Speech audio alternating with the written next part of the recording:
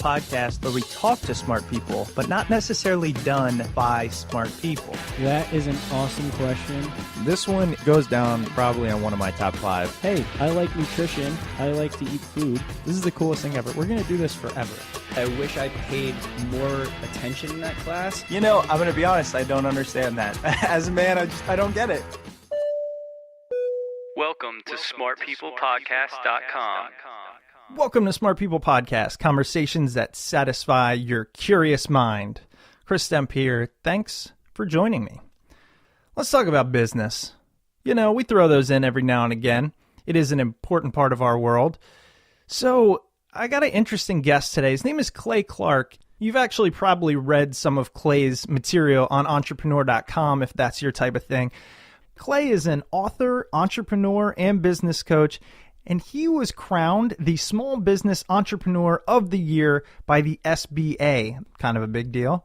Aside from that, I really wanted to have Clay on to talk about the new company he founded and has raised millions of dollars to get it off the ground, which is Thrive15.com. So here's the thing.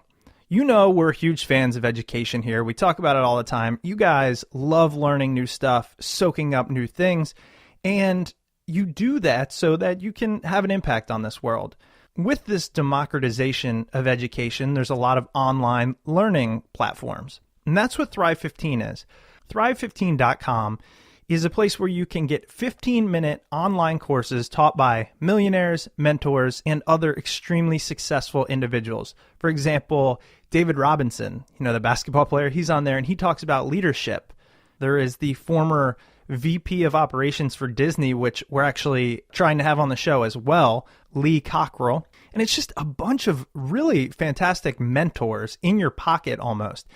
And the 15-minute videos are great. You can learn everything from branding, marketing, PR, customer service, accounting. It's kind of your MBA quickly that you're going to pay attention to without going 6 figures into debt. Anyways, you'll see in the episode, we do get a little more philosophical. I really wanted to ask him about this entrepreneur idea because you probably know by now I'm not sold on the hype around the word. And I get a handle on what he believes it means to be an entrepreneur and why it's difficult, why it's exciting. But at the end of the conversation, I really enjoyed talking to Clay. He gave me a password to go poke around the site. I did. I kind of got addicted to it. I asked him, hey, I think this is something our users would enjoy. This wasn't planned. And he was like, hey, become an affiliate of ours. And we haven't done affiliate stuff other than Amazon. Kind of on purpose. We have sponsorships, obviously, but so we are now an affiliate with Thrive15. If you want 30 days for completely free to go learn everything you want about business, go to Thrive15 and just use the offer code SMARTPeople. Go ahead, poke around. 30 days for free. Why not? Use Smart People. You can find us at smartpeoplepodcast.com. Let us know what you think. Subscribe on iTunes, but most importantly, enjoy the show.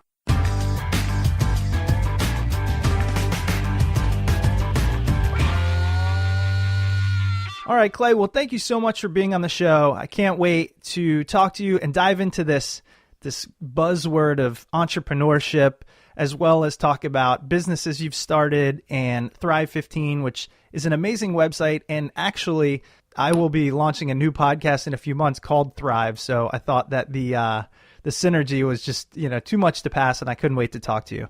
Oh, beautiful, beautiful. So I've had the chance to watch some of your videos online. One of the things I find about quote unquote entrepreneurs or business people is a lot of it's bravado. A lot of it in the world where you're everywhere. People can find you everywhere. You have to act as if all the time. And one of the things I've appreciated, at least you do either a great job of putting up a front, or at its core, it's just, here's who I am. I've done some good stuff, but I'm nobody special. Let's help the world do it. What's that sound like? Well, here's the thing is, I took my ACT 3 times to get into college at Oral Roberts University. I took algebra 3 times and never really did get that too well there. But the thing is that unlike the game of basketball where some people can jump pretty well and then they can train physically to jump higher. But some people will just never jump 40 inches. In the game of basketball, there's a certain amount of talent it takes to play the NFL. I don't have talent to play in the NFL. I don't have talent to play basketball. I don't have that kind of talent to golf. But in the world of entrepreneurship and business, really like anybody, literally anybody can learn how to start and grow a successful business. And to me, that's just exciting that, it's a game that everyone can play. What is the kind of benefit, if you will, of being an entrepreneur? And the reason I asked that question is because it wasn't always the case where that was the thing to aim for, I don't think. And now it's like, if you're not an entrepreneur, you didn't make it. You're not strong enough. You're never going to be rich. You're not going to be in a magazine. And so I always, when I get people who are focused in this niche or genre, I'm like, tell me, is it magical? Why is it great? All that good stuff. Well, okay. I have 5 kids. And obviously to have 5 kids, I have to schedule some time to hit on my wife. I have to have some time freedom. I enjoy taking my kids, taking one of my kids to work every Friday if possible. There was just a Fast Company article about that, but I love doing that. I love to bring my kids in on video shoots. I love to bring my kids with me when I travel. I love to just be a dad who I want to teach my kids business and entrepreneurship. And if I worked I worked at a place called Tax and Accounting Software Company as an intern back in the day. I worked at Target, Applebee's. If you're at Applebee's and you're like, your boss says, "How you doing, Clay?" And I say, "Well, what's up, bro? I just brought my kids with me." Mm-hmm. One, I probably can't call my boss bro, and 2, I probably can't bring my kids with me to Applebee's to work my shift with me. Mm-hmm. And in the world of entrepreneurship, you can.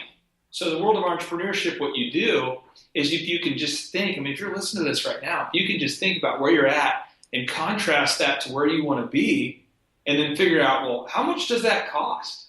All you got to do is build a business model that allows you to earn that much money, and bam, you can do it. So entrepreneurship, at the end of the day, it allows you to do this thing it creates this thing called the pod, which is it gives you more possibilities, more options, and more dreams. That right there is entrepreneurship.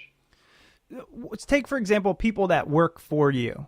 They're employees as opposed to entrepreneurs. So you're advocating for the entrepreneurial track, yet you require and rely on employees. How do you differentiate, like, hey, you should be an entrepreneur, but not too many of you because I need you to work for me? Yeah, well, you got really, I want to kind of break that down. So it's a great question, but I want to break it down in a couple different levels. One is Tony Hsieh, who's famous for building Zappos. He teamed up with a guy and took that company to the next level. Tony Hsieh talks about how he fires people that he doesn't like. If you get a chance to Google that, there's all sorts of quotes he has about how if he doesn't like the people he works with, then he's going to fire them. And people are like, well, that's so mean. Well, not really, because if you went to work for Tony Hsieh, you would love it. If he kept you there, right? Because you would love him and he would love you and it'd be a good thing. But if you didn't like it, then he would release you to go do something else. So I've created a culture at my businesses where I had to have the same philosophy. So I only hire people that kind of appreciate Adam Sandler humor. They love epic movies like Braveheart. We all have an appreciation for music. There's tons of musicians in my office. We work really hard, but we play hard. If we're going to get into the end zone, we're going to get hit a lot. So we get to the end zone, we want to spike it and celebrate. And then I explain to people that working for me, I'm trying to teach them the skills needed so that they can someday become a successful entrepreneur. And so I've had probably 36 guys who worked with me who have now gone on to start businesses, guys and gals, So my thing is I look at it as like an incubator. You're here, you're helping people learn the skills needed to become a successful entrepreneur. And so if I hired you tomorrow to work in, let's say, our sales department, maybe 4 months later you might be working in PR, and 3 months later you might be working in accounting, and I'll move you around. I'm helping you get those skills so that eventually you can move on to the next level, as in you become a boss or a manager, or you move on and you start your own business. Yeah, and I think you hit on something that's really important and was a turning point for me in the way I looked at entrepreneurship. Was I've found that a lot of people that want to start their own business actually do so because they've worked in environments that they disagree with, they felt out of place, they felt disrespected, and they said, I want to create a place where people want to come and do good things, and really foster that great work environment. I mean, it's kind of the Starbucks mentality or the Costco mentality. And so I wonder if for everyone out there who goes, oh, everybody tells me to be an entrepreneur, if it's really, if you're not meant to be an entrepreneur, just find the work environment and lifestyle that works for you. Absolutely. There's an example, but there's Whole Foods or Chipotle. I mean, what's the culture at those two places? You go in at Chipotle, most guys have big gauge earrings, right? They usually have a tattoo on their arm, right? They usually have a certain vibe. If they work at Whole Foods or Chipotle, you kind of get the cultural norm then, right? A little bit hipster, you know what I mean? Mm-hmm. Super friendly, super customer service, very connected, very, And then if you go find a guy who's excelling at one of the big accounting firms, he's probably a little more buttoned up, probably a little more intense about some analytical stuff. And so what you want to do is find a culture where you need to work, where you can thrive personally. And so you really need to make sure that you find that right culture. And I would just encourage you that if you're out there listening to this, if you are at a job that you don't like and you're going, man, this job makes me want to take a nail gun to my head, don't take the nail gun to your head. Just start looking for jobs that have the right culture that's right for you, or start your own business.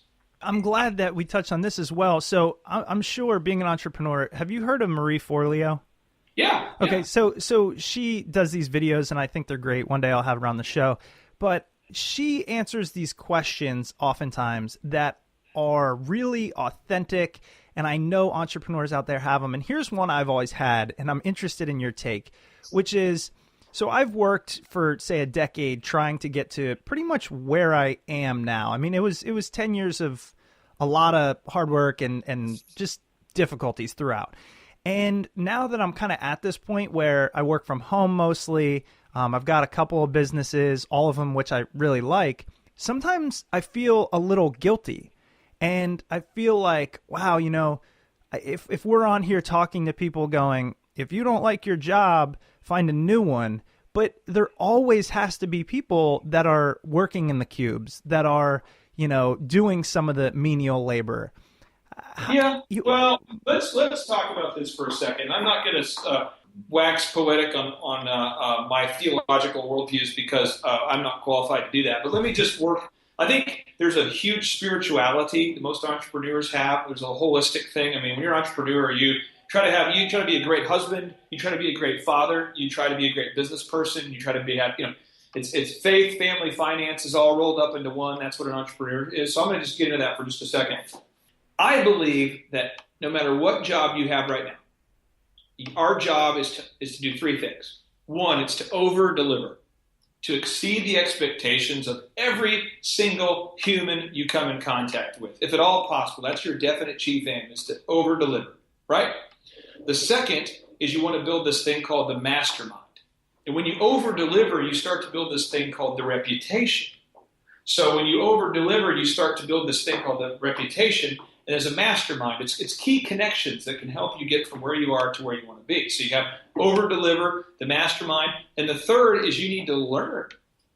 I worked at Target. I was at Target. I was the guy who was, if you wanted to buy some underwear and for some reason you decided not to check out with the underwear and you left it in the produce department, it was my job to take the underwear from the produce department and put it back into the underwear area. And I had to do this every day, for 8 hours. That was my job, Then I moved up to electronics. And my job is when you said, hey, where's the Michael Bolton CDs? I would say, oh, they're over here, right over in this area. This is where they are. That was my job. And at times I felt overqualified for that job. But here's the deal. I had to over-deliver. I had to build that mastermind. And I had to learn. And I took those principles, those things I've learned, and I've been now able to extrapolate those learning opportunities and actually juxtapose them into my own business today. So today, a lot of the systems I learned at Target, I'm now taking those and I'm adding those to my own business. So I encourage you, every business, every job you have, every speaking event you might do, everything you're at, you're there because it's a step up to where you need to be. It's a step up. It's a learning opportunity. And that's what's going to allow you to earn big bucks. It's your reputation plus your practical education. That determines your compensation. So if you're working at Target or Applebee's, you wouldn't believe how many of the systems from Applebee's I actually have put in to my businesses today. It's craziness.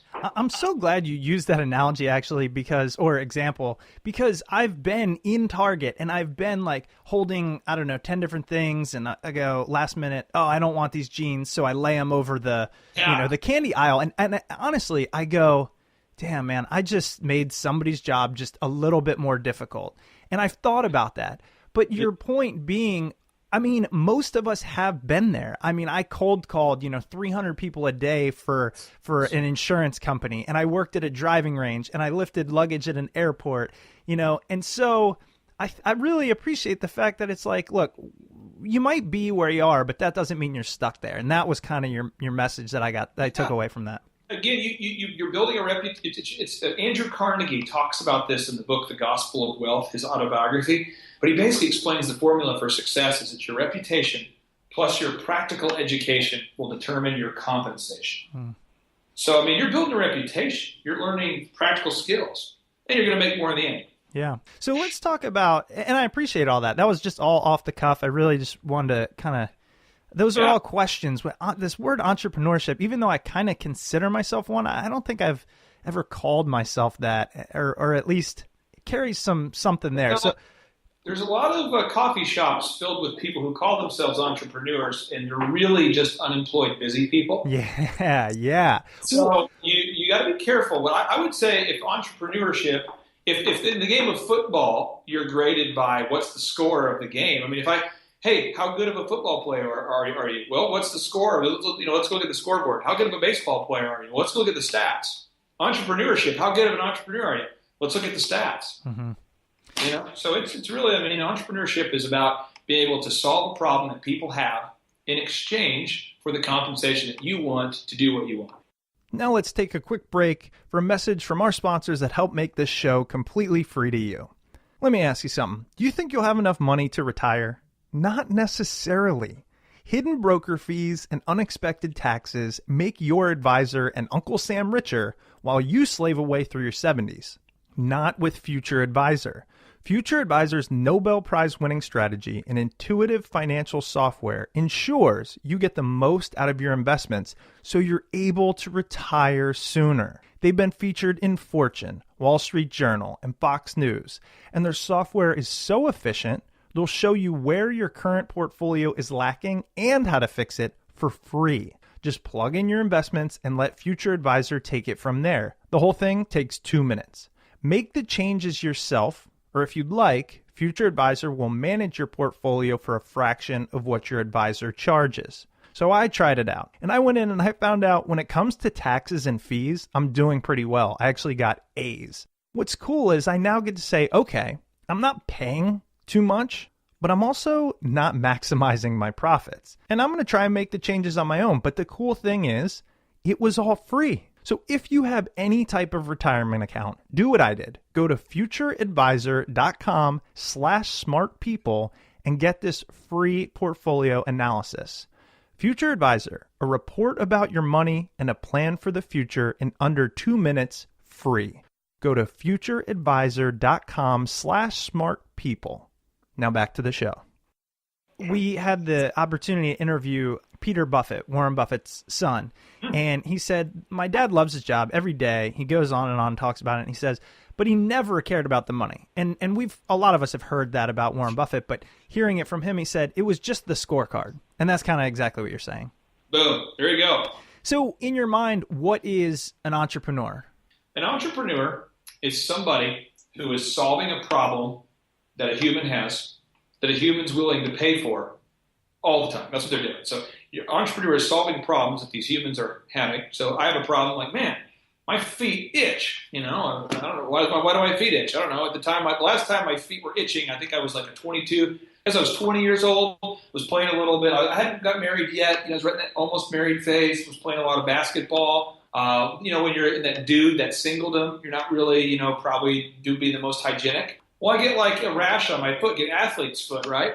So an entrepreneur is like, whoa, we need to make sure that there's a million dudes that have feet that smell like funk and they itch. I need to solve that problem.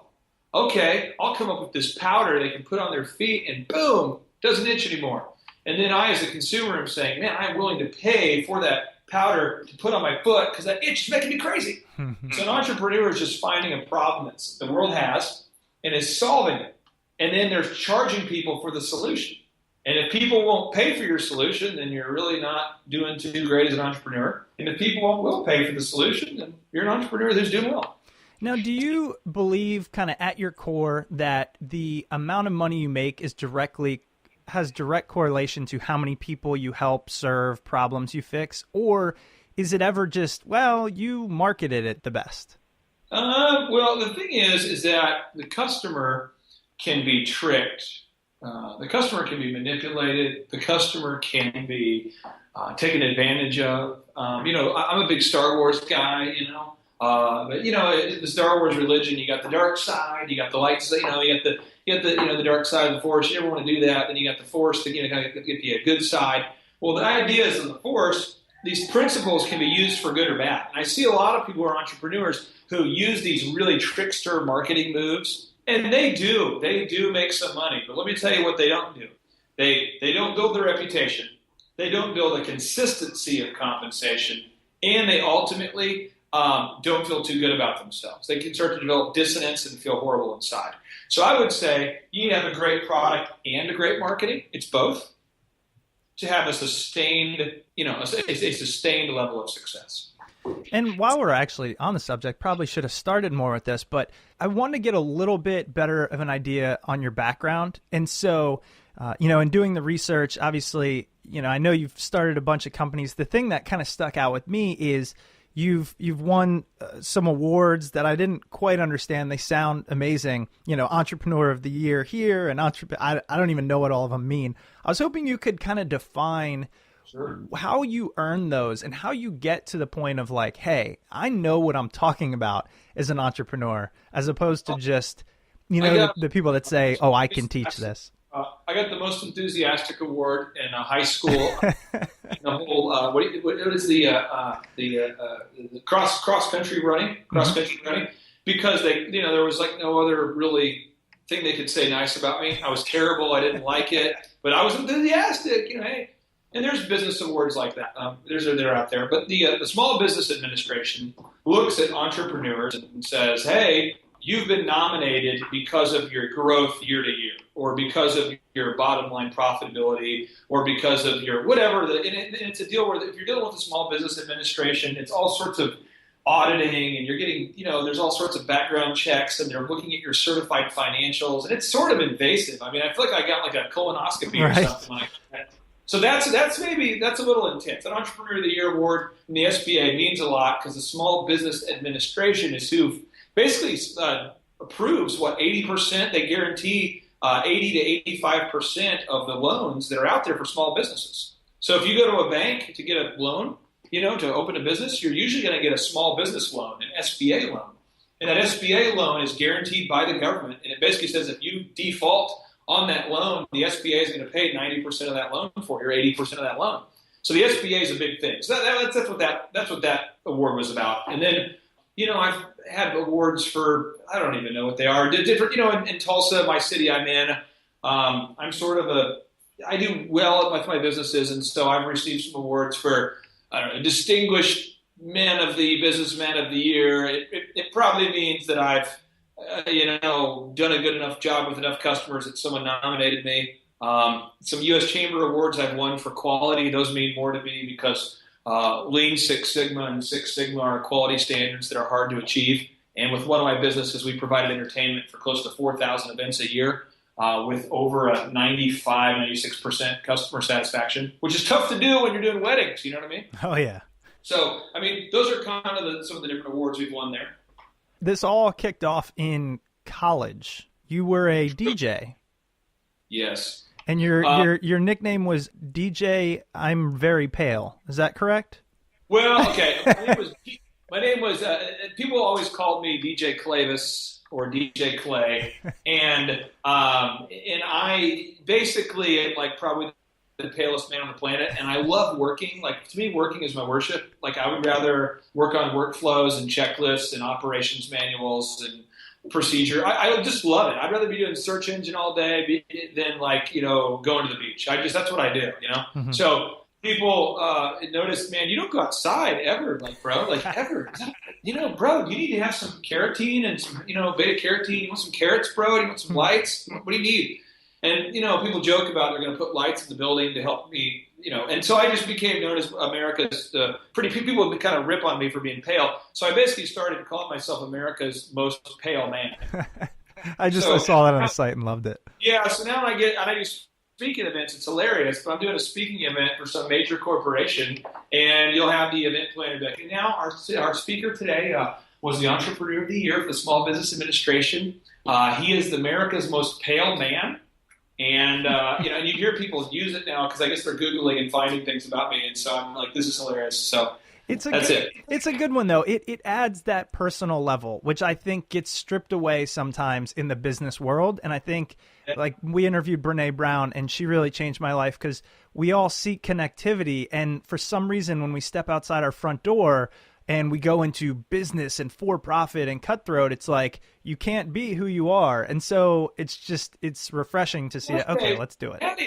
There's a word I want to call out there. I'm going to call this word, it's a very scientific word. It's a word that carries a lot of meaning in all the cultures across the world. It is jackassery. And what happens is that we as a people, at the age of 10, 12, people say, what do you want to do when you grow up, Chris? What do you want to do, John? What do you want to do, Ed? What do you want to do? And everyone says, I want to be a baseball player. I want to be an astronaut. I want to open a building company. I want to build houses. I want to have fire trucks. But then we get to the age of 18, jackassery starts to happen. We start to have this social pressure to fit in. So we're like, I will go to college. I'm going to college. Why are you going to college? Because most people go to college. I'm going to college. I'm in this cult of I'm going to college. Here we go. And then you're 25, and now I'm going to buy a car. I'm going to get a big car loan. That's what I'm doing. And there's almost this zombie state of jackassery. We're not even living anymore. We're alive, but we're not living. I'm going to get a mortgage. I'm going to get a 30-year mortgage and buy a house, and I'm going to get myself a car. I'm going to have my student loans till I'm 65. And then when we get to be, something horrible happens in our life. We get a disease, someone dies, something breaks. All of a sudden we're like, wait a minute, I need to start living. And then that's when most people become an entrepreneur.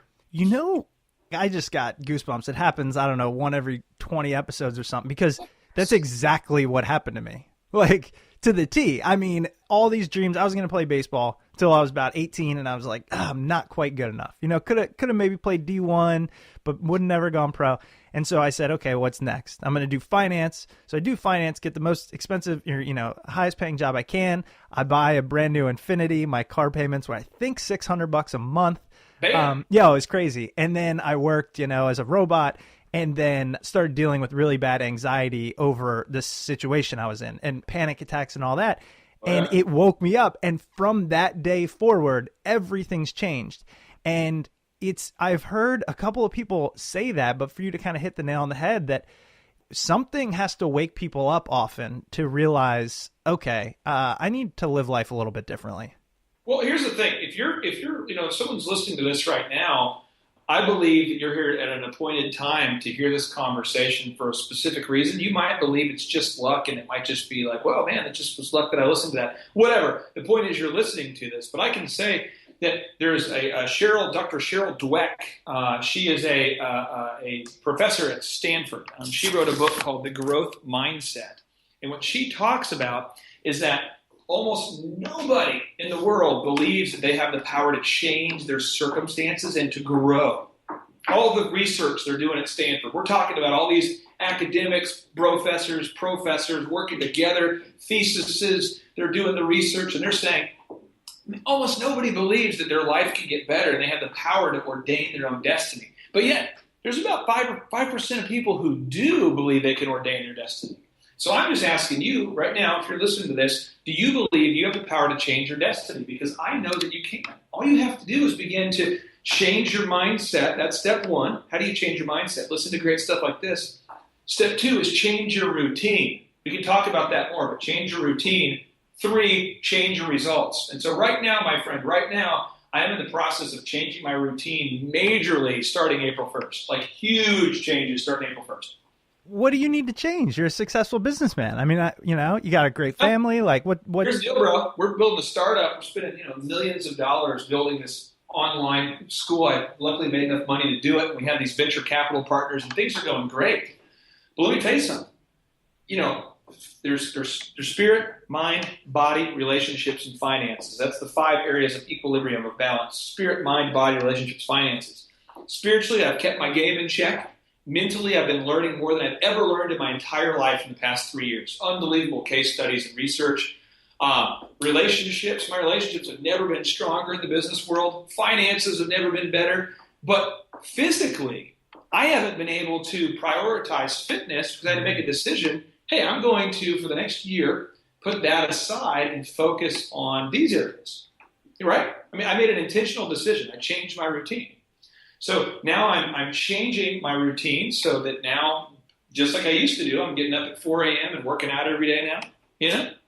Wow. I'm doing that. I'm going back. I did that old school. Now I'm going back. I'm going back to like Warren G and regulators. I was playing basketball, working out in the morning. I'm going back to that routine, and I'm starting to get those good results. And then I also want to have 50 fruit trees. That's a big goal of mine, is to have 50 fruit trees on a sort of a Yoda, sort of a Dagobah, my own little off the reservation house, So I'm currently looking for Dagobah I can plant my trees, and I think I just found it. So I'm going to be going from the gated suburban deal, moving out into the land, putting my fruit trees up. And now, a brief message from our sponsor. We live in amazing times. You have a smartphone, smart cars. What about a smart home? SmartThings has created an easy way to control, automate, and secure every aspect of your home, and you don't have to be a tech genius to install and use it. That's exactly why they were named one of the top 10 coolest gadgets of the year by Time magazine. SmartThings instantly turns your normal home into a smart home. Lights, locks, thermostats, security, you name it. With SmartThings, it's all connected through a single app that works on iPhone, Android, and Windows phones. I've got a dog at my apartment, and he's actually locked me out of my house, so I always worry about him being able to jump up, open the door, get out. And with SmartThings, I can set it up when there's unexpected motion or entry that it'll send me a text message straight to my phone, and I won't have to worry about my dog Tucker. With no required monthly fees and kits starting at $189, SmartThings is affordable for everyone. And for our listeners, it's even more affordable. Get 10% off any home security or solution kits when you go to smartthings.com/smartpeople. Once you try it, you won't know how you lived without the peace of mind and convenience SmartThings brings to your life. Seriously. What are you waiting for? Get 10% off any SmartThings home security or solution kit and free shipping in the U.S. Just go to smartthings.com/smartpeople. We got to hang out sometime because honestly, my favorite song of all time is Regulators. It's crazy. I always imagined when I would step to the plate in Major League Baseball, that was how I was going to step to the plate. Just the first line of Regulators. Bam. Anyways, no, and I love that about routine too, because I heard a great quote once that said, "There's people who work and there's people who work out. No one does both." And I love that because the past couple of years, as I've been trying to build my lifestyle, definitely the physical activity has waned. Let's talk about that for just a second. Yeah. Because I take my wife on a date. I take my kids every single Friday on like a dad date with all the kids and my wife. Every Friday night, okay? Every single Saturday, I take my wife on a date. And every single Sunday from 3 to 5, we have this thing called the Fam Jam. And I throw out a theme. So I'm like, today's theme is St. Patrick's Day. So we need everyone to bring whatever Irish food that you can, whatever stereotypical Irish food you can think of, you're going to bring that. Or we're going to do Tom Brady Fam Jam. We're going to bring anything that's clam chowder, Boston related. I want the crab legs. I want the whole deal. Let's do it. And so we do these theme family dinners. And we get together, my extended family. My brother-in-law now works with me. I brought on my dad. I hired him a few years ago. But that's a routine I've developed. And anyone listening to this, you can come up with your own routine. And absent from my routine was working out because, I'm not exaggerating, between the hours of 4 a.m. and 7, I have been reading case studies and laying out our growth models for a year from 4 in the morning to 7. You know? Yeah, let's talk about that. I had this written down. I read in an interview you did that you have some of your best ideas at 3 a.m. after a bath, and that you pull all-nighters regularly. Okay, let's break that down real quick. Please do.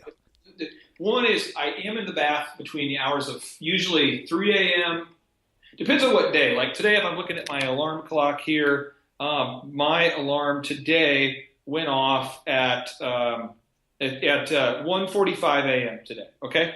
You better have gone to bed at 5 p.m. Like that infuriates me. I went to bed at 9 o'clock. Okay. So I try to get 5 hours of sleep. The other day I woke up at 4:34, but I was in the bath from 1:45 till 3:45, and I'm in there reading my case studies, looking at our workflows, trying to make them better. That's what I was doing, and I do that all the time. It's like I try to get a consistent 5 to 6 hours of sleep every day. If you're listening to this, maybe you need 7 hours or 8 hours. That's fine, but just get in a routine because you have to have that quiet time to think. And what Thomas Edison discovered, this is the guy with more patents than anybody in the world, is when you are super tired, this thing called delirium sets in, where you literally are so tired you're delirious, and you no longer are limited by the thoughts of if you ever notice when you're delirious, everything's super funny or super terrible? Oh, yeah. Where you're like, that's hilarious. Oh, my gosh, I will fight you. It's like you have these huge swings in polarity. And I have found that a lot of times if I can't find the solution to an idea, I'm like, that's it. I'll go to bed at 9. I'm getting up at 3. I'm hopping my bath from 3 a.m. to 6 a.m. And I'm not getting out of that bath till I have the answer. And I'll just sit there and marinate on it. It scares me a little because I am the person that anything less than 7, not a chance. And 7 hours of sleep. Don't even talk to me. But I'm at 8, 9 hour, and I go, I think to myself, I will never be successful at sleeping that much. Yeah, maybe you have to be the 8-hour guy. My partner on Thrive, on Thrive15.com, Dr. Zellner, he's actually the CEO. I asked him to be the CEO, and I'm the COO and founder. Dr. Zellner, he actually likes to go to bed at 11, and he likes to get up consistently at 7. So, but for him, his quiet time, because the problem is you got Facebook updates, you got tweet updates, you got emails, you have texts. You have to turn it off. There's a book called Hooked that just came out. It's a case study on why people do things. And the average American is now checking their smartphone 150 times a day for some reason. Well, you can't sustain thought like that. You need to set aside, I'd say 2 to 3 hours a day to think. Do you have any structure behind that, or do you just let your mind go and see what comes up? Very structured. I have a Lee Cockrell, who's one of our mentors on Thrive15.com. He wrote a book called Time Management Magic. And Lee used to manage Walt Disney World, 40,000 employees. David Robinson's been a big mentor in my life. Obviously won championships, and but he's had huge success off of the NBA basketball court. And both of those guys, what they'll do is they'll get up and they'll look at their to-do list and they'll begin to think, what are all the things I need to do today? Okay, I need to take my kids to school. Maybe you're saying I got to take my kids to school. In my case, I got to get the dry cleaning done. I've got to find a house on 7 acres in the middle of nowhere. Cool. I've got to talk to Lizbeth, my assistant, to make sure she knows she did a great job. I wrote on my list today, I need to call this young man to appreciate him. I wrote on my list, there's one guy in my life, his father just passed away. I wrote on my list today to give him a call of encouragement. I wrote on my list, I need to get myself, get my wife some organic chocolate bars. I try to hit on my wife every day. Right. So I wrote there, get her an organic chocolate bar. But I literally go through spirit, mind, body, relationships, and finances. Those 5 areas. Spirit, mind, body, relationships, and finances. And I ask myself, spiritually, how am I not happy today? What do I need to do? Mentally, how am I not happy? What do I need to do? Financially, how am I not happy? What do I need to do? Physically, how am I not happy? And I go relationships. How am I not happy? What do I need to do? And then once you write all those items down, then you're going to organize them according to Lee and his system at Disney World. It's amazing. They managed 40,000 people this way. All the leadership that did this. But then you put on there, you write, is it urgent? Because urgent means it has to happen today. So my wife is gorgeous, and I'm definitely going to have to keep tricking her into staying married to me, So I'm going to definitely get that organic, Justin's peanut butter deal at Whole Foods. I'm doing that whole peanut butter cup thing for sure. I'm also for sure going to call that guy. I'm also going to for sure get that workflow done. I'm going to for sure work out. I'm going to for sure. And I put them on there, and you want to get those items. And then the next is vital. Those items that, you want to do, but you might not have time today. And then the final area is the not important. And that's crap that people tell you they want you to do, but you don't even need to do it. That's like returning a voicemail from a guy who's trying to sell you a timeshare, and you don't want a timeshare, and you don't know the dude. That's like returning the call that's like responding to your Facebook messages when there's a dude you went to school with in third grade who was mean then, who posts naked pictures of himself now. And all you really want to, you don't need to respond to his message. You just need to defriend that dude. I like that. It's like a little bit of the clean it up, clean out the closet a little bit. Go a little more lean startup, lean life, all that good stuff. Yeah, say no. You got to learn to say no. Say no all the time. Wake up every morning, make that list: spirit, mind, body, relationships, finances. Make the list, and then ask yourself, what do I have to get done? What would I like to do if I have some time? What doesn't need to be done? And do that every day, and you'll have a successful life. Well, Clay, I've loved this conversation. It's strayed a little bit. It wasn't, hey, here's what you do as an entrepreneur. But the good news is that's what your new business is all about. So we got an inside look into some of your philosophies as well as some tangible benefits, such as the structure that we just discussed. But tell us about how people can kind of now go to the next level and learn more about entrepreneurship. We've talked about on the show the strength of mentors and your business, Thrive 15.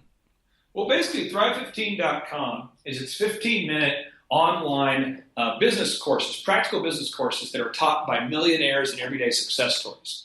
So you don't have like some theoretical professor who's never left the campus teaching you about Mesopotamia and papyrus for the first 3 years while you're waiting to get into your major. This is like, you want to learn accounting? Boom, let's go in. The only prerequisite you have to have is just a little bit of passion.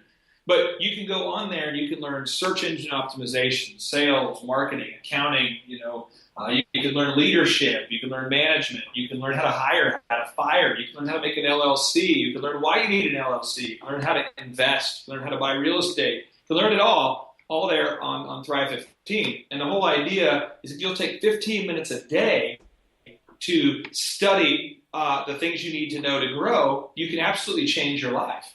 And so we've had one lady on the site, and we have a whole bunch of people, but we had one lady in particular who has been on the site, and she was like, I've struggled for years with how to fire people. I've never been able to do it. And now on Thrive, I'm learning specifically how to do it. It's great. It's liberating, But she felt like she was almost like that the employees had become terrorists, and she was held hostage in her own business, We had another guy that called me and said, I am selling 3 new window installations a week. Well, to give you a context, for him, that's for going from making 40 grand a year to 65 grand a year. So that's the difference between no health care and health care for this guy. You know what I'm saying? Yeah, absolutely. So, I feel like that, and so I'm just irrationally over the top passionate about teaching people these things they need to learn. And what's happening is the cost of education is skyrocketing, but the practicality of what they're teaching in this fast-changing world has never gotten worse. And so the cost is going up, the practicality is going down. So those two things are happening, and we believe that Thrive is, if you're in the military, if you're listening to this, it's free for you forever, because our country wouldn't be free without the military. So we give you the hand up, we call it. We teamed up with the U.S. Chamber, and it's a free subscription forever. And if you're not in the military, it's $50 a month. So it's it's month to month, and you learn what you need to learn. And we had a final example I'll give you. We had a guy from Cornell University who is an architect, and he told us that he said that he's learned more on Thrive in 2 months than he learned in his entire 4 years at Cornell. Wow. And I will say, I got a chance to poke around, watch some videos, and the 3 main things that stuck out to me is the quality of the instructors. As you mentioned, they've been there, done that. The quality of the video, which is very important these days. Both the way it looks, sounds, all that. And then the message or the messages are delivered in a way that keeps your attention. There's some fun in there. There's some, I really, and I've looked at a bunch. I mean, I've done courses all over the place, and I just want to say, I really love what you guys are doing. I think it's great. I think this democratization of education and how to learn and how to do things is fantastic. And I just want to say thanks for kind of leading that charge a little bit. Yeah, well, we have this thing on Thrive. We incorporate two main principles. One is it's gamified edutainment. So the whole idea is it's entertaining education. It's kind of like a game. You earn points instead of degrees. You get points. Whoever gets the most points wins a big cash prize. And so we have that for you. But we always everything we teach on Thrive. It's vetted in 4 ways. One, the person teaching it really knows what they're talking about. 2, we always cite all of our stats, statistics, quotes. So you have the supported stats, you have the supported quotes, then you have fun stories and examples for you. So you have the person teaching it solid, they have great supporting statistics, great supporting quotes, and then they have great examples right there. So you can leave and go, I actually get what they were talking about. And I really appreciated this interview. It was fantastic. Thanks so much. Well, hey, I haven't seen your credentials, but I'm sure you're a great American. I do what I can. All right. Keep paying those taxes. All right. We'll talk to you later. All right. Thanks so much. See ya. Bye-bye. Welcome back. I hope you enjoyed that episode of Smart People Podcast with Clay Clark. Don't forget to check out his website, Thrive15, and you can use our affiliate link, thrive15.com/smartpeople. That's thrive15.com/smartpeople. As always, if you enjoyed this episode or any other episode of Smart People Podcast, please head over to iTunes and Stitcher, leave a rating, review, comment, all of that great stuff over there. It truly does help out the show. It helps us book great guests, as well as gets the name out there. So thank you so much if you've gone over to iTunes and Stitcher and done that. And if you haven't, it takes a couple minutes. And don't forget, if you want to support the show, check out Future Advisor and Smart Things. We thank them so much for sponsoring this week's episode of Smart People Podcast. Stay tuned. We've got some great guests coming up, and we'll see you next week.